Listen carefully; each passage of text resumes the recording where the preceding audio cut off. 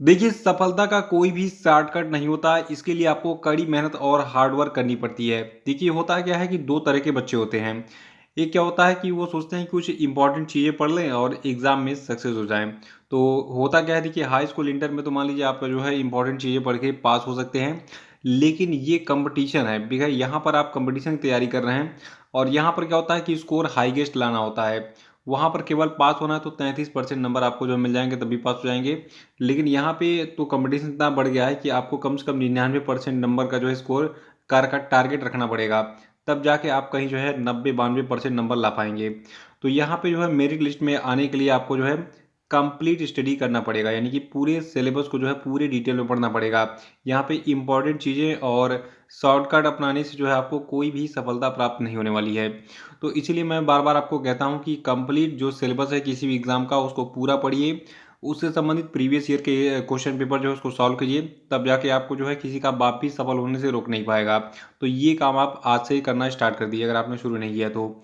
देखिए, आज 31 मार्च है और आज की वीडियो में जितने भी मोस्ट इंपॉर्टेंट करंट अफेयर हैं उन सभी को हम डिस्कस करेंगे। और देखिए, आज शाम तक अगर बन पाया तो आज का जो मतलब इस महीने का जो मंथली करंट अफेयर का पार्ट 2 है मार्च महीने का, उसको मैं अपलोड कर दूंगा। पार्ट 1 ऑलरेडी मैंने अपलोड कर दिया है। पार्ट 1 को आप देख सकते हैं मंथली करंट अफेयर वाले प्लेलिस्ट में जाकर। तो चलिए वीडियो को शुरू करते हैं, लेकिन उससे पहले बता दूं जो लोग नए हैं वो चैनल को सब्सक्राइब जरूर कर लेंगे, साथ में बेल आइकॉन को प्रेस करके वीडियो को लाइक और शेयर भी कर देंगे। देखिए, आज का हमारा पहला प्रश्न है कि राजस्थान दिवस किस दिन मनाया जाता है। देखिए, वैसे तो राजस्थान में मेरे बहुत सारे प्यारे छात्र हैं, बहुत सारे लोग नौकरी पा चुके हैं, बहुत सारे लोग अभी स्ट्रगल कर रहे हैं। जैसा कि मैं आपको स्टेटस पे अपडेट देता रहता हूँ कि फला स्टूडेंट जो है फला जगह से थे और उन्होंने फला फला एग्जाम में सफलता प्राप्त की। देखिए, हम बात कर रहे हैं राजस्थान दिवस की। ये 30 मार्च को मनाया गया हाल ही में। देखिए, राजस्थान की बात करें तो राजस्थान का नाम जब भी दिमाग में आए तो दो चीज़ याद रखिएगा कि राजस्थान जो है क्षेत्रफल की दृष्टि से भारत का सबसे बड़ा राज्य है, ठीक है। और जनसंख्या की दृष्टि से राजस्थान भारत का 7वां सबसे बड़ा राज्य है। इसको याद रखना है। अभी हम केवल राजस्थान की ही बात करेंगे, अन्य किसी राज्य की बात करेंगे तो मिक्स हो जाएगा, ठीक है। तो राजस्थान क्षेत्रफल की दृष्टि से भारत का सबसे बड़ा राज्य है और जनसंख्या की दृष्टि से 7वां सबसे बड़ा राज्य है। देखिए, हर साल 30 मार्च को भारत में राजस्थान की स्थापना को दर्शाने के लिए राजस्थान दिवस मनाया जाता है। और इस साल राजस्थान ने अपना 73वां स्थापना दिवस मनाया। और देखिए, अगर इतिहास के पन्नों में देखा जाए तो राजस्थान ने अपना जो अस्तित्व है ये पाया था 30 मार्च 1949 को, जब जो है राजपूताना का विलय भारतीय संघ में हुआ था। तो ये राजस्थान के बारे में राजस्थान का इतिहास था, इसको याद रखिएगा। कितने लोग राजस्थान से अभी स्टडी कर रहे हैं कमेंट बॉक्स में जरूर बताएंगे। अगला प्रश्न कि हाल ही में कौन दोबारा भारतीय बैडमिंटन संघ के अध्यक्ष के रूप में फिर से चुने गए। देखिए, अब तक हम यही रट के बैठे थे कि हेमंत बिस्वा शर्मा भारतीय बैडमिंटन संघ के अध्यक्ष हैं और अभी भी हमें यही रट के रहना है क्योंकि अभी भी ये बने रहेंगे, ठीक है। तो जो आपके हेमंत बिस्वा शर्मा है इनको अभी हाल ही में बैडमिंटन एसोसिएशन ऑफ इंडिया के अध्यक्ष के रूप में जो है फिर से 2022 से 2026 तक के लिए जो है 4 सालों के लिए इनके कार्य का विस्तार दे दिया गया है। यानी कि 4 साल तक जो है और जो है हेमंत बिस्वा शर्मा भारतीय बैडमिंटन संघ यानी कि बैडमिंटन एसोसिएशन ऑफ इंडिया के अध्यक्ष बने रहेंगे। देखिए, इनको पहली बार 2017 में जो है चुना गया था अध्यक्ष भारतीय बैडमिंटन संघ का। और अभी 2022 में इनका रिन्यूअल हुआ है 4 साल तक, और यानी कि 2026 तक ये अपने पद पर बने रहेंगे। अगला है कि स्टॉक होम जल पुरस्कार विजेता 2022 किसे जो है चुना गया है। तो देखिए, स्टॉक होम जल पुरस्कार विजेता 2022 का जो पुरस्कार है ये प्रोफेसर विल्फ्रेड ब्रूटसर्ट को दिया गया है। देखिए, जो आपके प्रोफेसर विल्फ्रेड ब्रूटसर्ट हैं इनको जो है पर्यावरणीय वाष्पीकरण की मात्रा निर्धारित करने के लिए इनके अभूतपूर्व कार्य के लिए ये सम्मान दिया गया है। और आपको बता दूं जो आपके प्रोफेसर विल्फ्रेड ब्रूटसर्ट हैं ये जो है वर्तमान में अमेरिका के कार्नेल विश्वविद्यालय में इंजीनियरिंग एमेरिट्स में प्रोफेसर हैं। तो ये इनके बारे में डिटेल्स है, ठीक है। देखिए, वैसे तो जितने भी एग्जाम्स हर साल होते हैं जब भी ये पुरस्कार अनाउंस होता है जिसका नाम क्या है स्टॉक होम जल पुरस्कार, तो इसके विनर का नाम एग्जाम में पूछा जाता है और किस खोज के लिए इनको ये पुरस्कार दिया गया है ये भी पूछा जाता है। तो मैंने विनर का नाम बता दिया, प्रोफेसर विल्फ्रेड ब्रूटसर्ट। और इनको पर्यावरण वाष्पीकरण की मात्रा निर्धारित करने के लिए इनके अभूतपूर्व कार्य के लिए यह सम्मान दिया गया है। और एक खास बात और, जो आपका स्टॉकहोम जल पुरस्कार है, ये जो है किसके द्वारा दिया जाता है, और इसके बारे में एक खास बात और है, इसको नोबेल पुरस्कार से जो है इसकी तुलना की गई है। देखिए स्टॉकहोम जल पुरस्कार यानी कि स्टॉकहोम वाटर प्राइज जो आपका है, ये दुनिया का सबसे प्रतिष्ठित जल पुरस्कार है और इसे अक्सर नोबेल प्राइज ऑफ वाटर के रूप में वर्णित किया जाता है। देखिए पानी से संबंधित असाधारण उपलब्धियों के लिए लोगों और संगठनों को 1991 से ये प्रतिष्ठित पुरस्कार प्रदान किया जा रहा है और ये पुरस्कार जो है ये स्टॉकहोम इंटरनेशनल वाटर इंस्टीट्यूट द्वारा royal Swedish academy of sciences के सहयोग से प्रदान किया जाता है। तो इसको याद रखिएगा कि ये पुरस्कार किसके द्वारा दिया जाता है और कब से दिया जा रहा है। अगला प्रश्न हमारा है कि सैफ अंडर 18 महिला चैंपियनशिप खिताब 2022 किसने जीता। फिर से सुनिएगा। देखिए यहाँ पे अंडर 18 की बात हो रही है यानी कि 18 साल से नीचे वाली जो लड़कियां हैं ये इसमें पार्टिसिपेट करेंगी। तो जो आपका सैफ अंडर 18 महिला चैंपियनशिप 2022 खिताब है, तो देखिए इसको जीता है भारत ने, ठीक है। और भारत ने बांग्लादेश को हराकर इस सैफ अंडर 18 महिला फुटबॉल चैंपियनशिप का जो तीसरा संस्करण इसको जीत लिया है। देखिए आपको बता दूं, महिलाओं की जो ये अंडर 18 राष्ट्रीय टीमें थीं, इनके लिए अंतर्राष्ट्रीय फुटबॉल प्रतियोगिता का 2022 संस्करण जो है ये भी हाल ही में झारखंड में JRD टाटा यानी कि जमशेद जी टाटा जो आपके हैं, ठीक है, तो उन्हीं के नाम पर एक स्टेडियम है जमशेदपुर में। तो JRD Tata sport complex Jamshedpur में जो है इसका आयोजन किया गया था। ये प्रश्न अलग से कैसे बनेगा कि सैफ अंडर 18 महिला चैंपियनशिप 2022 का आयोजन कहाँ पे किया गया था, तो झारखंड में किया गया था। कहाँ पर? JRD Tata sport complex Jamshedpur में। इसको ऐसे दिमाग में बिल्कुल बैठा लीजिए। देखिए इस टूर्नामेंट में 5 गोल करने वाली जो भारत की लिंडा कोम है, तो ये सर्वाधिक गोल करने वाली और टूर्नामेंट की मोस्ट वैल्यूएबल प्लेयर रही। ये प्रश्न अलग से कैसे बनेगा कि जो आपका सैफ अंडर 18 महिला चैंपियनशिप था, इसमें जो है किसे मोस्ट वैल्यूएबल प्लेयर का खिताब दिया गया, तो ये दिया गया भारत की लिंडा कोम को। याद रखेगा इन्होंने 5 गोल किए थे। कितने? 5 गोल किए थे पूरे टूर्नामेंट में। अगला है कि राष्ट्रीय जल पुरस्कार 2022 में सर्वश्रेष्ठ राज्य श्रेणी में किसको प्रथम पुरस्कार दिया गया। देखिए आज पूरे डिटेल में हम राष्ट्रीय जल पुरस्कार के बारे में जानेंगे और किस किस श्रेणी में किसको किसको जो है सम्मानित किया गया है, ये ध्यान से सुनना है आपको। अभी पहला हमारा है कि राष्ट्रीय जल पुरस्कार 2022 में सर्वश्रेष्ठ राज्य श्रेणी में किसको पहला पुरस्कार मिला है। तो देखिए पहला पुरस्कार उत्तर प्रदेश को मिला है सर्वश्रेष्ठ राज्य की श्रेणी में, और इस श्रेणी में दूसरा पुरस्कार राजस्थान को, और सर्वश्रेष्ठ राज्य श्रेणी में तीसरा पुरस्कार तमिलनाडु को मिला है। और देखिए जो आपका राष्ट्रीय जल पुरस्कार 2022 था, तो इसमें सर्वश्रेष्ठ जिलों की श्रेणी में देखिए इसमें 4 कैटेगरी बनाई गई है, 5 कैटेगरी बनाई गई है सर्वश्रेष्ठ जिलों की। इसमें पहला कैटेगरी होगा उत्तर क्षेत्र, दूसरा होगा दक्षिण, फिर होगा पूर्वी, उसके बाद फिर होगा पश्चिमी, उसके बाद होगा पूर्वोत्तर क्षेत्र, ठीक है। तो देखिए उत्तर क्षेत्र के लिए सर्वश्रेष्ठ जिलों की श्रेणी में जो आपका उत्तर प्रदेश का मुजफ्फरनगर है, ठीक है, इसको पहला पुरस्कार मिला, और शहीद भगत सिंह नगर पंजाब को जो है इसके बाद दूसरा पुरस्कार मिला। और देखिए दक्षिणी क्षेत्र के लिए जो आपका सर्वश्रेष्ठ जिलों की श्रेणी में पुरस्कार था, ये केरल के तिरुवनंतपुरम शहर को मिला। सॉरी, शहर कह सकते हैं, जिला भी कह सकते हैं, जिला ही बोलिए क्योंकि जिलों की बात हो रही है, ठीक है। तो केरल के तिरुवनंतपुरम जिले को जो है दक्षिणी क्षेत्र के लिए प्रथम पुरस्कार मिला, और आंध्र प्रदेश के कड़पा को जो है दूसरा पुरस्कार मिला। और देखिए पूर्वी क्षेत्र के लिए जो है जो सर्वश्रेष्ठ जिले का पुरस्कार है, ये पुरस्कार मिला बिहार के पूर्वी चंपारण को। देखिए बिहार में ध्यान दीजिएगा, चंपारण जो है 2 है, एक है पूर्वी चंपारण, एक है पश्चिमी चंपारण। तो यहाँ पे पूर्वी चंपारण की बात हो रही है। तो पूर्वी क्षेत्र के लिए बिहार के पूर्वी चंपारण को पहला पुरस्कार मिला, और झारखंड के गोड्डा को दूसरा पुरस्कार मिला। और देखिए सर्वश्रेष्ठ जिलों की श्रेणी में पश्चिमी क्षेत्र के लिए इंदौर, मध्य प्रदेश के इंदौर को पहला पुरस्कार, गुजरात के वडोदरा को दूसरा पुरस्कार, राजस्थान के बांसवाड़ा को तीसरा पुरस्कार मिला पश्चिमी क्षेत्र की श्रेणी में। और पूर्वोत्तर यानी कि नॉर्थ ईस्ट की बात करें तो पूर्वोत्तर क्षेत्र के लिए असम की गोलपारा को पहला पुरस्कार, और अरुणाचल प्रदेश के सियांग को जो है दूसरा पुरस्कार मिला। और देखिए थोड़ा सा कितना कलरफुल मैंने आपके लिए बनाया है राष्ट्रीय जल पुरस्कार सर्वश्रेष्ठ ग्राम पंचायत श्रेणी में। इसका स्क्रीनशॉट पे ले लीजिए, फिर मैं आपको एक्सप्लेन करता हूँ। स्टेटस पे जरूर लगा लीजिएगा, ठीक है, और मेरा नाम लिख दीजिएगा मेरे चैनल का कि फला चैनल से ये प्रोवाइड किया गया है। देखिए आप चैनल को सब्सक्राइब करते ही रहिए, अगर नहीं करते हैं तो ये अपने आप को आप धोखा दे रहे हैं। आप देखिए चैनल को क्या कीजिए, कम से कम 3 लोगों को जो है व्हाट्सएप किया कीजिए, इसके लिंक को शेयर किया कीजिए वीडियो को, और स्टेटस पे लगा लेंगे तो सभी देखेंगे। तो कम से कम 3 लोगों को आप सभी से निवेदन है, ज़रूर शेयर किया कीजिए इस वीडियो के लिंक को डेली वाले, ठीक है। हम बात कर रहे थे राष्ट्रीय जल पुरस्कार 2022 की। इसमें जो सर्वश्रेष्ठ ग्राम पंचायत की श्रेणी में पुरस्कार है, इसको भी 5 कैटेगरी में दिया गया। उत्तर क्षेत्र, पूर्वी क्षेत्र, दक्षिण क्षेत्र, पश्चिमी क्षेत्र और उत्तर पूर्वी क्षेत्र में, जैसे कि पिछले पेज पे मैंने बताया जिलों वाले में, ठीक है। तो देखिए जो आपका राष्ट्रीय जल पुरस्कार 2022 था, इसमें उत्तर क्षेत्र की श्रेणी में जो उत्तराखंड का जो आपका दसपत ग्राम पंचायत है, थोड़ा सा कलर चेंज कर लेते हैं, कौन सा कलर लूँ, ग्रीन ले लेते हैं।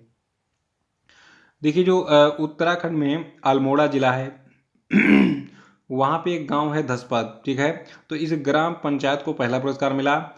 और देखिए जम्मू कश्मीर के जमोला गांव जो कि राजौरी जिले में पड़ता है, तो राजौरी जिले के जमोला गांव ग्राम पंचायत को जो है इसमें दूसरा पुरस्कार मिला। और उत्तर प्रदेश के वाराणसी जिले के बलुआ गांव को जो है, यानी कि ग्राम पंचायत को जो है, इस राष्ट्रीय जल पुरस्कार में उत्तर क्षेत्र की श्रेणी में तीसरा पुरस्कार मिला। और दक्षिण क्षेत्र की बात करें तो देखिए जो आपका कर्नाटका राज्य है, इसका तुमकुरु जिला जो है वहाँ पर है येले रामपुरा पंचायत, ठीक है। इसको दक्षिणी क्षेत्र की श्रेणी में पहला पुरस्कार मिला है। और तमिलनाडु राज्य के चेंगलपट्टू जिले के वेल्लापुथुरा पंचायत को दक्षिणी क्षेत्र की श्रेणी में दूसरा पुरस्कार मिला। और जो आपका केरल राज्य है, उसका जो पलक्कड़ जिला है वहाँ पर है आपका एलापल्ली ग्राम पंचायत, इसको जो है दक्षिणी क्षेत्र की श्रेणी में तीसरा पुरस्कार मिला। पूर्वी क्षेत्र की बात करें तो इसमें जो है जो आपका बिहार का गया जिला है, उसके तेलारी ग्राम पंचायत को पूर्वी क्षेत्र की श्रेणी में पहला पुरस्कार मिला है। और छत्तीसगढ़ के सूरजपुर जिले के छिंदिया ग्राम पंचायत को जो है पूर्वी क्षेत्र की श्रेणी में दूसरा पुरस्कार मिला है। झारखंड राज्य के जिला खूंटी के गुना पंचायत को पूर्वी क्षेत्र के श्रेणी में जो है तीसरा पुरस्कार मिला है। और देखिए पश्चिमी क्षेत्र की श्रेणी में राष्ट्रीय जल पुरस्कार 2022 में सर्वश्रेष्ठ ग्राम पंचायत का जो पुरस्कार है, ये आपका गुजरात राज्य के साबरकांठा जिले के तख्तगढ़ ग्राम पंचायत को मिला है। और गुजरात के ही कच्छ जिले के कंकपार ग्राम पंचायत को जो है पश्चिमी क्षेत्र की श्रेणी में दूसरा पुरस्कार मिला है। और महाराष्ट्र के सोलापुर जिला के सुरदी ग्राम पंचायत को जो है पश्चिमी क्षेत्र की श्रेणी में तीसरा पुरस्कार मिला है। और देखिए उत्तर पूर्वी क्षेत्र में जो है अगर बात करें तो राष्ट्रीय जल पुरस्कार 2022 में उत्तर पूर्वी क्षेत्र की श्रेणी में जो आपका मिजोरम का सिरपीच जिला है, उसके सियालपीर ग्राम पंचायत को जो है प्रथम पुरस्कार मिला। और मेघालय राज्य के वेस्ट गारो हिल्स जिले के अमिंडा सिमसांगरे ग्राम पंचायत को उत्तर पूर्वी क्षेत्र में दूसरा पुरस्कार मिला। और मेघालय राज्य के ही वेस्ट गारो हिल्स जिले के चंबाग्रे ग्राम पंचायत को जो है उत्तर पूर्वी क्षेत्र में क्षेत्र की श्रेणी में जो है राष्ट्रीय जल पुरस्कार 2022 में तीसरा स्थान मिला। तो ये वो ग्राम पंचायत थे जिनको विभिन्न कैटेगरी में जो है पहले, दूसरे, तीसरे स्थान पर रखा गया था। इसको नोट कर लीजिएगा, ये एग्ज़ाम में पूछेगा। और जो खास तौर से पीसीएस और यूपीएससी की तैयारी कर रहे हैं, या फिर थोड़ा सा मान लीजिए जो टेढ़े मेढ़े एग्जाम होते हैं, जैसे मान लीजिए एसएससी सीजीएल हो गया, तो उन सभी के लिए मोस्ट इंपॉर्टेंट है। इस पेज का स्क्रीनशॉट लेके नोट कर लीजिएगा। बाकी बहुत लोग तो ऐसे बताते हैं कि सर आप एक बार बताते मुझे याद हो जाता है, तो खैर ये बहुत अच्छी चीज़ है। और देखिए अगला श्रेणी हमारा है सर्वश्रेष्ठ शहरी स्थानीय निकाय श्रेणी। तो इसमें जो राष्ट्रीय जल पुरस्कार है, इसमें पहला पुरस्कार गुजरात के वापी शहरी स्थानीय निकाय को मिला है। और देखिए सर्वश्रेष्ठ शहरी स्थानीय निकाय श्रेणी में जो दूसरा राष्ट्रीय जल पुरस्कार है, ये महाराष्ट्र के दापोली नगर ग्राम पंचायत को मिला। और तीसरा पुरस्कार तमिलनाडु के मदुरै नगर निगम को मिला है। और देखिए सर्वश्रेष्ठ मीडिया प्रिंट और इलेक्ट्रॉनिक श्रेणी में जो आपका एग्रो वन सकल मीडिया प्राइवेट लिमिटेड है, जिसको आदिनाथ दत्तात्रेय चौहान के द्वारा चलाया जाता है, और संदेश दैनिक भुज संस्करण जो इसका आर्टिकल है, तो इसको ये पुरस्कार मिला है सर्वश्रेष्ठ मीडिया श्रेणी के क्षेत्र में। और देखिए सर्वश्रेष्ठ स्कूल श्रेणी में जो है जो आपका पुरस्कार है, ये 3 स्कूलों को मिला है। देखिए, सर्वश्रेष्ठ स्कूल की श्रेणी में जो राष्ट्रीय जल पुरस्कार 2022 है, ये government girls higher secondary school Kaveripattinam Tamil Nadu को मिला। इसको पहले स्थान पर रखा गया। और इसके बाद दूसरे स्थान पर जो आपका है पुडुचेरी का आमल्लूर पवम लॉर्ड्स एकेडमी तिरुवल्लूर पुडुचेरी, ठीक है, इसको दूसरा स्थान मिला। और राष्ट्रीय जल पुरस्कार में सर्वश्रेष्ठ स्कूल श्रेणी में तीसरा पुरस्कार Amity international school Noida Uttar Pradesh को मिला है। और देखिए, राष्ट्रीय जल पुरस्कार 2022 में सर्वश्रेष्ठ संस्थान RWA कैंपस उपयोग के लिए धार्मिक संगठन श्रेणी में जो पहला पुरस्कार है, ये माता वैष्णो देवी श्राइन बोर्ड जम्मू को मिला है। और देखिए, सर्वश्रेष्ठ संस्थान RWA कैंपस उपयोग के लिए धार्मिक संगठन श्रेणी में दूसरा पुरस्कार IIT गांधीनगर गुजरात को मिला है। और तीसरा पुरस्कार Indian oil corporation limited Faridabad को मिला है। और देखिए, राष्ट्रीय जल पुरस्कार 2022 में सर्वश्रेष्ठ उद्योग श्रेणी में जो पहला पुरस्कार है, ये ट्राइडेंट टेक्सटाइल लिमिटेड पंजाब को मिला है। और इसमें दूसरा पुरस्कार steel authority of India limited नई दिल्ली को मिला है। और देखिए, राष्ट्रीय जल पुरस्कार 2022 में सर्वश्रेष्ठ NGO श्रेणी में पहला पुरस्कार ग्राम संस्था औरंगाबाद को मिला है। और दूसरा पुरस्कार विवेकानंद अनुसंधान एवं प्रशिक्षण संस्थान भावनगर को मिला है। और देखिए, राष्ट्रीय जल पुरस्कार 2022 में सर्वश्रेष्ठ जल उपयोगकर्ता संघ श्रेणी में पहला पुरस्कार पंचगछिया MDTWWA हागली पश्चिम बंगाल को मिला है। और इस श्रेणी में जो दूसरा पुरस्कार है, यानी कि सर्वश्रेष्ठ जल उपयोगकर्ता संघ श्रेणी में जो दूसरा पुरस्कार है, ये हाथीनादा चंपा पुरुलिया पश्चिम बंगाल को मिला है। और तीसरा पुरस्कार अमटोर मिनी रिवर लिफ्ट सिंचाई WUA पुरुलिया पश्चिम बंगाल को मिला है। तो तीनों पुरस्कार पश्चिम बंगाल के संस्थानों को मिला है। और देखिए, जो राष्ट्रीय जल पुरस्कार 2022 था, इसमें कारपोरेट सामाजिक जिम्मेदारी गतिविधियों के लिए सर्वश्रेष्ठ उद्योग श्रेणी में जो पुरस्कार है, ये HAL बेंगलुरु कर्नाटक को मिला है। यानी कि हिंदुस्तान एरोनॉटिक्स लिमिटेड जो आपका है बेंगलुरु कर्नाटक का, इसको पुरस्कृत किया गया है कारपोरेट सामाजिक जिम्मेदारी गतिविधियों के लिए सर्वश्रेष्ठ उद्योग की श्रेणी में। और उसके बाद इसमें दूसरा पुरस्कार धर्मपाल सत्यपाल लिमिटेड नोएडा उत्तर प्रदेश को मिला है। और देखिए, जो आपका राष्ट्रीय जल पुरस्कार 2022 था, तो इन सभी पुरस्कारों की घोषणा करने के बाद जो भारत के राष्ट्रपति रामनाथ कोविंद हैं, इन्होंने इस अवसर पर जल शक्ति अभियान वन कैच में जो है मतलब कैच द रेन अभियान 2022 की शुरुआत की। और कैच द रेन अभियान है क्या? देखिए, इस अभियान की जो शुरुआत है, ये हमारे दैनिक जीवन में पृथ्वी ग्रह पर पानी के महत्व को रेखांकित करने के लिए मार्च 2021 में शुरू किए गए जल अभियान का विस्तार है ये, ठीक है। और 2022 का जो कैच द रेन अभियान होगा, ये 30 नवंबर 2022 तक लागू किया जाएगा। अगला प्रश्न हमारा है कि हाल ही में किसने infrastructure leasing and financial services के अध्यक्ष पद से इस्तीफा दे दिया? तो देखिए, जो कंपनी है infrastructure leasing and financial services, तो इसके अध्यक्ष पद पर थे उदय कोटक। इन्होंने अभी हाल ही में अपने निजी कारणों से इस्तीफा दे दिया है। और इनके इस्तीफा देने के बाद जो आपके CS राजन हैं, इनको अब जो है टोटल कितने 3 अप्रैल से 6 महीनों के लिए जो है बना दिया गया है infrastructure leasing and financial services के MD और CEO के रूप में। अगला प्रश्न कि हाल ही में किसने एक web portal Modi story launch किया? तो देखिए, मोदी स्टोरी को लॉन्च किया है सुमित्रा गांधी कुलकर्णी ने। सुमित्रा गांधी कुलकर्णी कौन है? देखिए, ये महात्मा गांधी की ग्रैंड डॉटर है सुमित्रा गांधी कुलकर्णी। और इन्होंने जो आपका ये वेबसाइट लॉन्च की है मोदी स्टोरी, ठीक है, तो इसको आप पढ़ सकते हैं modistory.in पर जाकर इसको एक्सेस कर सकते हैं। इस वेबसाइट पे आपको जो है एक RSS के कार्यकर्ता से लेकर प्रधानमंत्री के सफ़र तक पहुंचने पर जो है मोदी जी की जितनी भी प्रेरक कहानियां हैं वो सारी मिलेंगी आपको इस पर। तो आप modistory.in पे जाकर जो है ये मोदी स्टोरी का जो टोटल कंटेंट है उसको पढ़ सकते हैं, जिसमें PM मोदी की पूरी जीवनी मिल जाएगी, कैसे एक साधारण व्यक्ति जो है चाय बेचते बेचते RSS का कार्यकर्ता बना, फिर भारत का प्रधानमंत्री बन गया। अगला कि हाल ही में किसने दुबई एक्सपो में भारतीय आभूषण प्रदर्शनी केंद्र भवन का उद्घाटन किया? तो देखिए, जो पीयूष गोयल जी हैं, इन्होंने अभी हाल ही में दुबई एक्सपो में भारतीय आभूषण प्रदर्शनी केंद्र भवन का उद्घाटन किया था। देखिए, जो भारतीय आभूषण प्रदर्शनी केंद्र भवन है, यानी कि इंडियन ज्वेलरी एक्सपोजिशन सेंटर है, तो दुबई में भारतीय आभूषणों के स्रोत के लिए दुनिया के लिए वन स्टॉप डेस्टिनेशन के रूप में ये काम करेगा। और ये प्लेटफॉर्म जो आपका है ये GJEPC के सदस्यों को पूरे साल सामान प्रदर्शित करने और ऑर्डर बुक करने में सक्षम बनाएगा। और आपको बता दूं, भारत में 15 राज्य और 9 केंद्रीय मंत्रालय दुबई एक्सपो में भाग ले रहे हैं, जो कि 31 मार्च 2022 को यानी कि आज जो है समाप्त हो जाएगा। देखिए, दुबई एक्सपो के बारे में हर बार पूछाता है कि इसमें जो भारतीय पवेलियन है उसका उद्घाटन किसने किया या फिर फला चीज़ का उद्घाटन किसने किया। तो अभी हम बात कर रहे हैं दुबई एक्सपो की। वहाँ पर जो भारतीय आभूषण प्रदर्शनी केंद्र था, इसका उद्घाटन पीयूष गोयल ने किया था। अगला कि हाल ही में केंद्र सरकार ने जो है प्रधानमंत्री गरीब कल्याण अन्न योजना को कितने महीनों के लिए बढ़ा दिया है। तो देखिए, प्रधानमंत्री गरीब कल्याण अन्न योजना को 6 महीनों के लिए बढ़ा दिया गया है। देखिए, 6 महीने के लिए बढ़ा तो है, लेकिन सबसे पहले एग्जाम में क्या पूछा था बार बार कि इसको शुरू कब किया गया था। देखिए, ये योजना जो है 2020 में कोविड-19 महामारी के बाद शुरू की गई थी।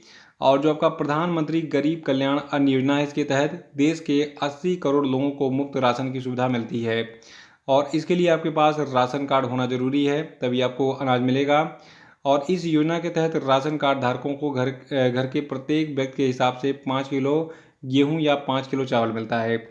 यानी कि आप कोठेदार के पास जाते हैं, अगर आपके घर में 5 लोग हैं तो आपको घर के प्रत्येक सदस्य को तो 5 के हिसाब से 5 गुणे 5 कर लीजिए तो 25, ठीक है। टोटल 25 किलो या तो गेहूँ ले लीजिए या तो चावल ले लीजिए।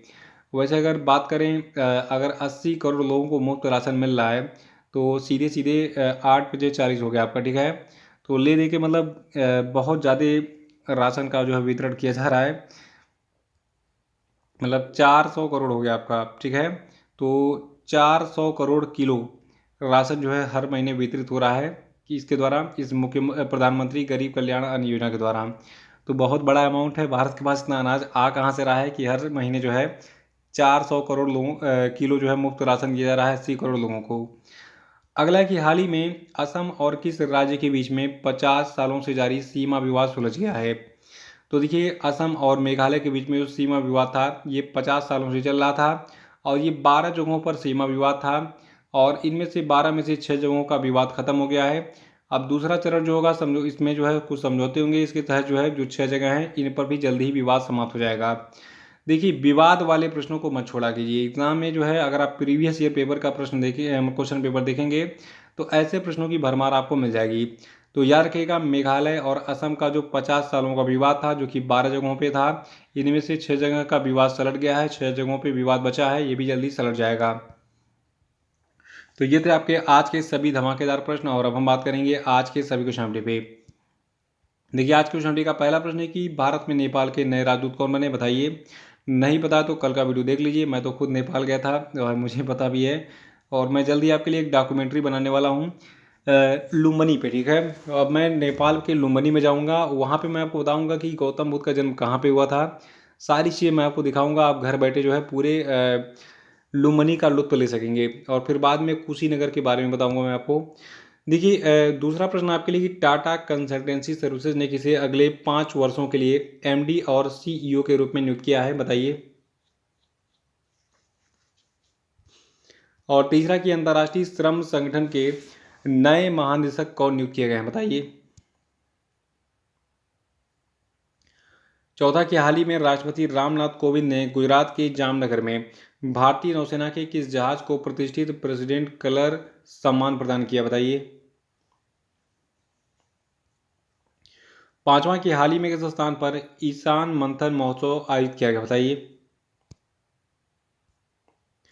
और अब हम बात करेंगे कल के पूछे गए सभी क्वेश्चन के सही उत्तरों की। लेकिन का पहला प्रश्न था कि किस भारतीय अभिनेता को अबू धाबी के यस आइलैंड का ब्रांड एम्बेसडर बनाया गया है। तो देखिए, इनका नाम है रणवीर सिंह, इनको बनाया गया है यस आइलैंड का ब्रांड एम्बेसडर। दूसरा था कि हाल ही में किसने 28 मार्च 2022 को लगातार दूसरी बार गोवा के मुख्यमंत्री पद की शपथ ली। तो देखिए, इनका नाम है प्रमोद सावंत। और तीसरा था कि स्विस ओपन 2022 किसने जीता है। तो देखिए, इसमें स्विस ओपन 2022 में महिला एकल खिताब पीवी सिंधु ने जीता है। और चौथा था कि हाल ही में किस देश की पहली महिला विदेश मंत्री मेडलिन अल्ब्राइट का 84 साल की उम्र में निधन हो गया। तो देखिए, मेडलिन अल्ब्राइट अमेरिका की पहली विदेश मंत्री थी। और पांचवा था कि संयुक्त राष्ट्र ने वित्त वर्ष 2021-22 के लिए भारत की विकास दर कितने फीसदी रहने का अनुमान लगाया है। तो देखिए, इन्होंने 4.6% रहने का अनुमान लगाया है। तो इसी के साथ ये वीडियो समाप्त होता है। जय हिंद, जय भारत।